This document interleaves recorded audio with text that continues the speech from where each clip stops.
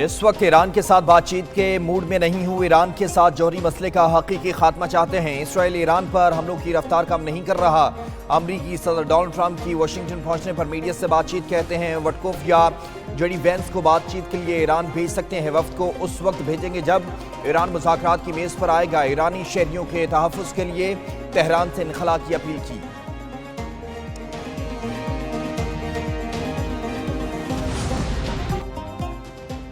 ایران کو nuclear deal پر دستخط کرنے چاہیے۔ ایران کے پاس کسی صورت ایٹمی ہتھیار نہیں دیکھنا چاہتے۔ امریکی صدر ڈونلڈ ٹرمپ کی ایرانی شہریوں کو تہران خالی کرنے کی وارننگ۔ ٹرمپ نے جنگوں کی ذمہ داری بائیڈن انتظامیہ پر ڈال دی۔ ایران کو 60 دن دیے تھے مگر اس نے معاہدے سے انکار کر دیا۔ ایران اور اسرائیل کی کشیدگی کم کرنے کے لیے ہی اکٹھے ہوئے ہیں۔ ٹرمپ کی G7 اجلاس سے قبل از وقت واپسی۔ قومی سلامتی کونسل کے ارکان کو سچویشن روم میں تیار رہنے کا حکم۔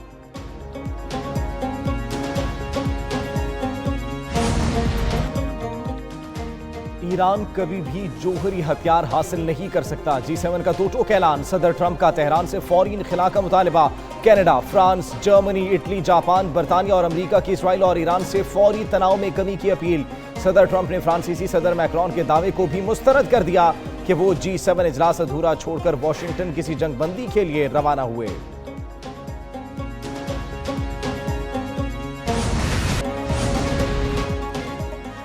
اسرائیل کا ایران کے اعلیٰ کمانڈر کو شہید کرنے کا دعویٰ۔ اسرائیلی فوج کے مطابق علی شادمانی تہران میں حملے کے دوران شہید ہوئے۔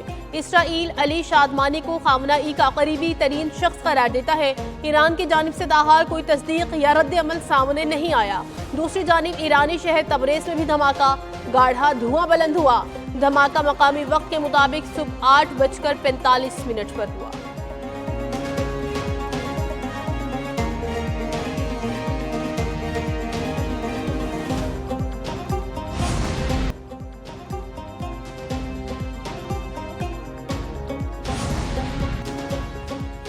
اکیس مسلم ممالک کے اسرائیلی حملے کی مذمت۔ ایران پر اسرائیلی حملے UN چارٹر کی خلاف ورزی قرار۔ پاکستان سمیت 21 مسلم ممالک کا مشترکہ اعلامیہ۔ مشرق وسطی میں فوری جنگ بندی کا مطالبہ۔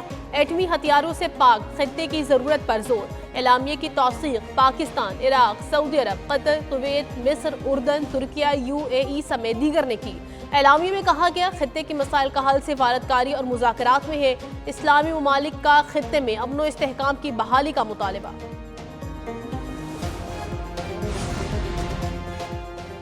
پاکستان کا نفرت انگیز تقاریر کے خلاف اقوام متحدہ سے عملی اقدام کا مطالبہ۔ مستقل مندوب عاصم افتخار کا کہنا ہے کہ نفرت انگیز بیانیہ اور اسلاموفوبیا میں اضافہ تشویشناک ہے۔ میڈیا اور طاقتور سیاسی قوتیں نفرت کے بیانیے کو ہوا دے رہی ہیں۔ نفرت انگیزی مسلمانوں اور پسماندہ طبقات کو نشانہ بنا رہی ہیں۔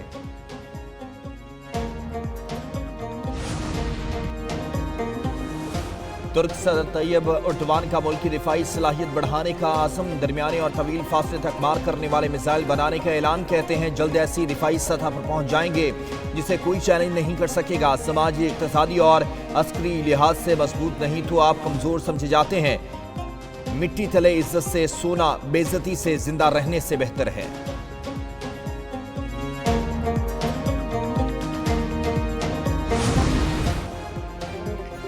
ایران کی سپورٹ کرنا تمام مسلمان ممالک کی ذمہ داری ہے۔ امیر جماعت اسلامی حافظ نعیم الرحمان کہتے ہیں امریکہ اس وقت جنگ بندی کرانے کی بات کرتا ہے جب اس کا حامی مار کھاتا ہے۔ جب بھارت حملہ کر رہا تھا تو امریکہ کہہ رہا تھا کہ ہم درمیان میں نہیں آئیں گے۔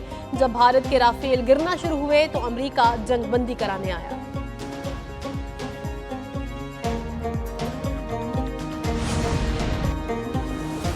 ایران کی کشیدہ صورتحال کے باعث پاکستانیوں کی وطن واپسی کا سلسلہ جاری۔ ایران سے 8 کوچز کے ذریعے 74 طلباء اور 545 زائرین تفتان پہنچ چکے ہیں۔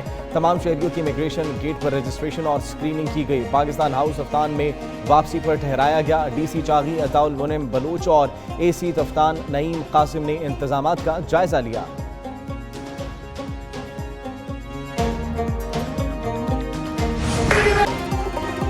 فیلڈ مارشل سید عاصم منیر کا امریکہ کا سرکاری دورہ۔ واشنگٹن DC میں فیلڈ مارشل کا اوورسیز پاکستانیوں نے گرم جوشی سے استقبال کیا۔ اوورسیز پاکستانیوں کا افواج پاکستان کو زبردست خراج تحسین مارکہ حق اور بنیان مرصوص میں افواج پاکستان کی بہادری کا اعتراف فیلڈ مارشل نے اوورسیز پاکستانیوں کی خدمات کو سراہا۔ ترسیلات اور سرمایہ کاری پر فیلڈ مارشل کا اظہار تشکر کہتے ہیں مضبوط پاکستان کے لیے روابط اور تعاون ناگزیر ہے۔ محفوظ، خوشحال اور مضبوط پاکستان کے لیے مشترکہ عزم کا اظہار کیا۔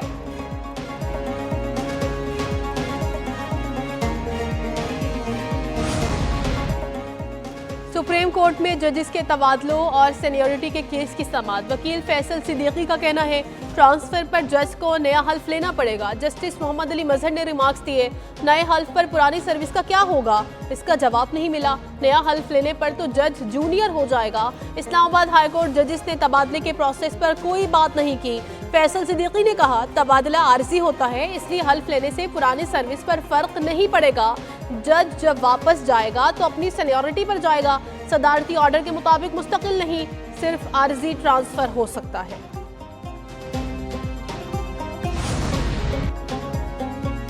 تعلیم صحت کے شعبے وزیر اعلیٰ مریم نواز کی ترجیح ہیں۔ مریم نواز شریف کی قیادت میں تاریخی بجٹ کی صورت میں پنجاب کو ریلیف دیا۔ سینئر صوبائی وزیر مریم اورنگزیب کہتی ہیں پنجاب کی تاریخ کا سب سے بڑا ترقیاتی بجٹ پیش کیا گیا۔ بجٹ کا ٹوٹل حجم 5,335 ارب روپے ہے۔ پنجاب کا ترقیاتی بجٹ کا 23% ہے۔ پنجاب میں 12,000 کلومیٹر سڑکیں مکمل ہو چکی ہیں۔ نئے مالی سال کے بجٹ میں تعلیم، صحت، زراعت کے شعبوں پر خصوصی توجہ دی گئی۔ بلوچستان کا آئندہ مالی سال کا بجٹ آج پیش کیا جائے گا۔ مجموعی حجم 1,003 ارب روپے سے زائد ہونے کا امکان۔ آئندہ مالی سال کا بجٹ تقریباً 20 ارب روپے سرپلس ہوگا۔ بجٹ میں تنخواہوں میں 10، پینشن میں 7% اضافہ متوقع ہے۔ بلوچستان کے بجٹ میں 3,000 نئی اسامیوں کی بھی تجویز۔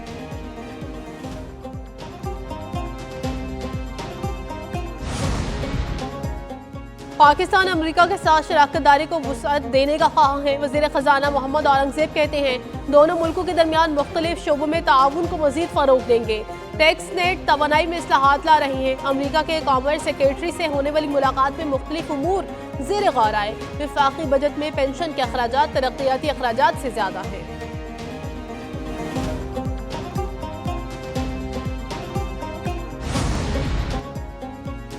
راولپنڈی میں مسلم لیگ نون کے سابق سینیٹر چودھری تنویر کی ضمانت خارج۔ پولیس نے Lahore high court Rawalpindi bench سے گرفتار کر لیا۔ چودھری تنویر اپنے وکلاء کے ہمراہ پیشی کے لیے لاہور ہائی کورٹ راولپنڈی آئے تھے۔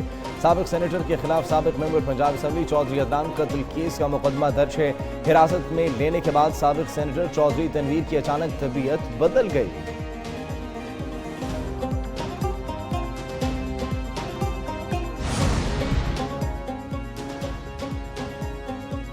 محکمہ موسمیات کی ملک کے بیشتر شہروں میں بادل برسنے کی پیشگوئی۔ مشرقی پنجاب، خطہ پوٹھوہار، سندھ اور خیبر پختونخوا میں بارش کا امکان۔ کراچی کا آج موسم گرم اور مرطوب رہنے کی پیشگوئی۔ زیادہ سے زیادہ درجہ حرارت 39 ڈگری سینٹی گریڈ رہنے کی توقع۔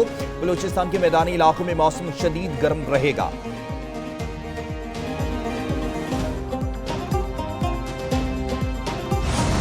نوازا گیا۔